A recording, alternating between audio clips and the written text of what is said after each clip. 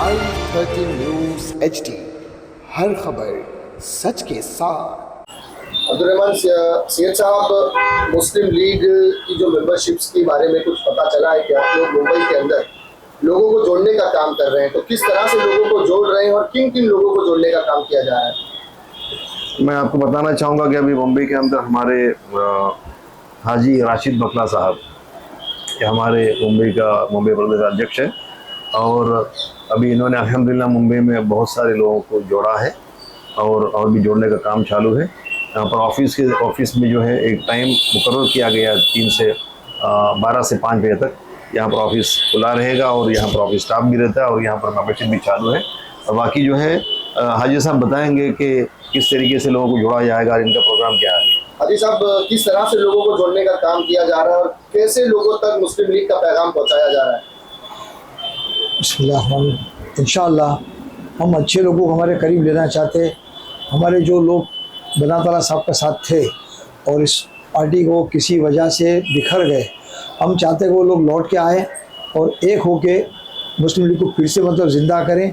और हमारे कॉरपोरेशन के अंदर जो मेहनत करना चाहते हैं उसमें हम सिर्फ मुस्लिम नहीं, अदर बैकवर्ड क्लासेस को भी साथ में लेना चाहते हैं। माइनॉरिटी को हम लोग सपोर्ट करना चाहते हैं और हमारा मकसद है एजुकेशन, वेलफेयर एंड फलाह बहबूदी के लिए लोगों की काम करना चाहते हैं। और हम चाहते हैं कि अच्छे लोग, ट्रस्टवर्दी लोग हमारे साथ जुड़ें और अगेन हालात को संवारने के लिए एक हो जाए और इत्तेफाक से काम करें और सब छोटे बड़ी कौमों को साथ में लेके चले। हमें कोई किसी से ज़ाती दुश्मनी नहीं है, बस हमारा मकसद है कि फिर से मोहब्बत मिठास हमारे महाराष्ट्र में पैदा हो। सैयद साहब, जिस तरह से चुनाव में देखा जा रहा है या सत्तारूढ़ पार्टी देख के अगर हम मौजूदा हालात को देखें तो लगता है कि कहीं ना कहीं मुस्लिम नुमाइंदगी को, मुस्लिम लीडरशिप को ख़त्म करने का काम किया जा रहा है और ख़ासकर मुसलमानों को दूसरे दर्जे का शहरी बनाकर रखने की जो सोच है वो ये नज़र भी आ रही है। एवरेज के हिसाब से देखें तो 35-36 मुस्लिम MLAs होने चाहिए भवन के अंदर, असेंबली में, लेकिन चुनकर सिर्फ 5 या 6 आ रहे हैं। तो क्या लग रहा है कि जो सोच आ रही है, जो लोगों की सोच दिख रही है, वो यही है कि मुस्लिम लीडरशिप को ख़त्म कर दिया जाए ताकि इनकी आवाज़ न वहाँ उठे न असेंबली में उठाई जाए? जैसा कि हमारे कॉन्स्टिट्यूशन के अंदर, संविधान के अंदर जो है मतलब प्रोपोर्शनेट रिप्रेजेंटेशन एक क्लोज है। उसका ये है कि आबादी के तनासुब से हर कम्युनिटी को जो है रिप्रेजेंटेशन हर हाउस में मिलेगा, समझे आप। तो इस हिसाब से जो है ये चीज़ का कोई भी मेन स्ट्रीम पॉलिटिकल पार्टीज ने कभी इसके ऊपर ध्यान नहीं दिया।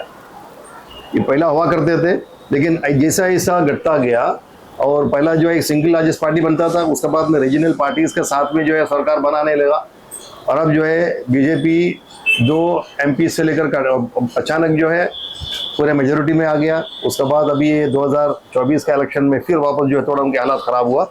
ये बात तो बिल्कुल सही है कि मुस्लिम क़यादत को कहीं ना कहीं पूरा जो है सरफेस से हटाने की कोशिश है। इसमें कुछ हद तक हर मेन स्ट्रीम पार्टी जिम्मेदार भी है, मैं ये कहूँगा।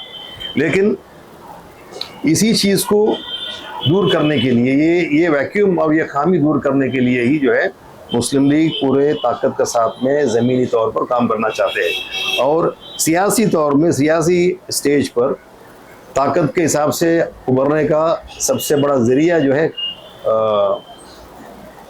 कॉरपोरेशन इलेक्शन है, पंचायत, म्यूनसिपैलिटी और कॉरपोरेशन इलेक्शन है। इसलिए पूरे महाराष्ट्र के अंदर जहाँ जहाँ भी पंचायत, म्यूनसिपल, कॉरपोरेशन इलेक्शन है, उसमें मुस्लिम लीग अपने लोगों को, अपने सेकुलर माइंडेड लोगों को समझा करके वो ताकत वापस हासिल करना चाहता है और उसके ज़रिए मुस्लिम लीडरशिप वापस पैदा करना चाहते हैं। सैयद साहब, और ये बहुत ज़रूरी है। सैयद साहब, जिस तरह से चुनाव के अंदर जो EVM की बात होती है कि EVM के जरिए वो जो वोट होता है, लोग चाहते हैं कि बैलेट पेपर पे वोट हो, तो इसमें आप क्या चाहते हैं? क्योंकि आप जिस पार्टी को रिप्रेजेंट करते हैं, केरला के अंदर कांग्रेस के साथ मिलकर वो रूल करती है, तो क्या ये मुमकिन है कि आप अपने आला कमानों से बात करके और केरला से शुरुआत की जाए कि कुछ बैलेट पे वोट हो? ऐसा लोग चाहते हैं कि हो, लेकिन क्या इसकी शुरुआत केरला से की जा सकती है? जैसा कि हमने 2-3 दिन पहला सुना, कांग्रेस नेशनल प्रेसिडेंट मल्लिकार्जुन खड़गे साहब ने कहा कि हमें अब जो है हमें चुनाव बैलेट पेपर से ही चाहिए। और क्योंकि मुस्लिम लीग और कांग्रेस स्टेट में UDF United democratic front alliance partners है, हमेशा सत्ता में साथ में आते हैं। और अब केरला के बाहर जो एलडीएफ जो गवर्नमेंट है केरला में, सीपीएम, वो लोग भी तमिलनाडु में हो या चाहे महाराष्ट्र में, अलग अलग स्टेट्स में जो साथ में इलेक्शन लड़ा है, तो शुरुआत करने के लिए केरला बहुत सही जगह है। और मुस्लिम लीग बहुत अपने आप को बहुत खुशनसीब समझेंगे इस मामले में। हमारे आला कमान भी, हाईकमान भी बहुत खुशनसीब समझेंगे अगर कांग्रेस के लोग ये कहते हैं और केरला से शुरुआत होते हैं, दोनों हाथों से इसको स्वीकार करेंगे वो लोग। क्योंकि जो हिसाब से देखा जा रहा है, कंसेंसस बनाया जाता है, अगर 2 स्टेट का इलेक्शन होता है, एक दे देता है, एक उनको दे दिया जाता है, दूसरा जो है हासिल किया जाता है। जैसे हरियाणा और जम्मू कश्मीर में हुआ, अब जो है झारखंड और महाराष्ट्र में हुआ। बोलने के बाद यही हुआ, इवन सुप्रीम कोर्ट में गया तो वहाँ पर भी ये बोला गया, जहाँ पर हारते हो तो आप सवाल उठाते हैं, जीतने के ऊपर सवाल नहीं उठाते। ये बैलेंसिंग एक्ट वो लोग ने हमेशा किया है। और लेकिन एक डेमोक्रेसी के लिए सबसे मतलब अहम चीज़ जो है इम्पार्शियल इलेक्शन, उसको जो है कहीं ना कहीं तरीके से जो है हाईजैक करके वो लोग सत्ता बना रहे हैं। इसलिए हर इंसान का ये ख्वाहिश है, हर हिंदुस्तान के हर नागरिक का, हर शहरी का ये ख्वाहिश है कि आइंदा जो भी इलेक्शन होगा वो बैलेट पेपर पर हो। और मुस्लिम लीग इसको खुशनसीब समझेंगे अगर कांग्रेस का आला कमान, अगर मुस्लिम लीग के आला कमान से कहते हैं कि हमें केरला से शुरू करना। और मैं समझता हूँ कि लेफ्ट डेमोक्रेटिक एलडीएफ भी जो है वो लोग भी इसके लिए मना नहीं करेंगे। तो ये शुरुआत केरला से होएगा तो बहुत ही बड़ी बात है और अच्छी चीज़ है। I welcome this suggestion.